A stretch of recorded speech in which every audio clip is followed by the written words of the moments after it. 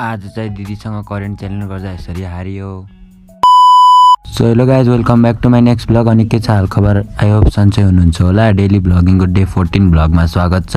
आज चाहिँ म गइरहेको छु दिदीको रुम। केही बेरपछि बल्खुको बस चढेर म लागेँ बानेश्वरतिर। बसबाट झरिसकेपछि म आकाशे पुलबाट दिदीको रुम जानतर्फ लागेँ।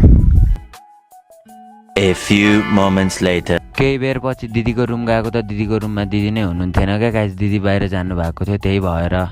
अनि त्यसपछि आधा घन्टा कुरेपछि दिदी नै आउनुभयो। अनि म पसल गएर करेन्ट चाउचाउनी लिएर आएँ। अनि दिदीले भन्नुभयो कि करेन्ट चाउचाउ खाम न भनेर। अनि करेन्ट चाउचाउ लगेर दिइसकेपछि दिदीले पकाउनतर्फ लाग्नुभयो। अनि दिदी त्यहाँ पकाउनु हुँदै थियो, म भने हेरेँ क्या गाइज।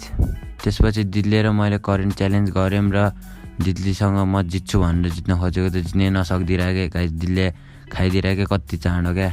म चाहिँ हारेँ क्या दिदीसँग करेन्ट च्यालेन्जमा। करेन्ट च्यालेन्ज गरिसकेपछि हामी त्यहाँबाट बाहिर गयौँ। बाहिर भन्नाले कतैतिर घुम्न जाऊँ भनेर हामी निस्क्यौँ दिदी र म। अनि त्यसपछि हामी शङ्खमूल पार्क नि पुग्यौँ। अनि आज शङ्खमूल पार्कमा चाहिँ दामी भ्यू भएको थियो क्या। बादल नि लागेको थिएन, धेरै घाम नि लागेको थिएन, ठिकठाक दामी भ्यू भएको थियो क्या गाइज। सायद टाढाबाट हेरेर होला मान्छेहरू कोही थिएन भनेको त यति धेरै मान्छेहरू रहेछन् क्या। कोही भलिबल खेलिरहेको थियो त भने कोही क्रिकेट खेलिरहेको थियो। त्यहाँबाट हामी अगाडि गएको त अनि त्यहाँ भजन भइरहेको थियो क्या। भजन हेरिरहेको बेला हावा आएर म्याटै उडाइदिरहेको क्या गाइज। केही बेर भजन सुनिसकेपछि म घरतिर नि फर्किएँ। आजको ब्लग यहीँ सकिन्छ। Thank you for watching this video and by.